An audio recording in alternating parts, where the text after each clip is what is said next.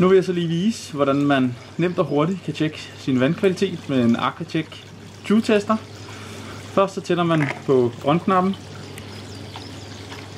på selve apparatet. Derefter så trykker man på play-knappen. Det er den nederste af knapperne. Samtidig med at man tager sin strip og putter den ned i vandet.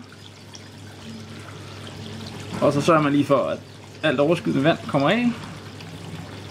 Derefter sætter man strippen ned på glasset. Og så venter man.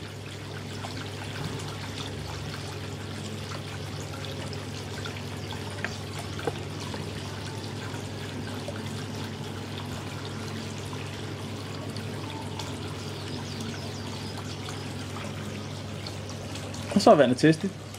Nemt og hurtigt. Og så tør man lige selve glasset af med et lille stykke papir eller en vatpind.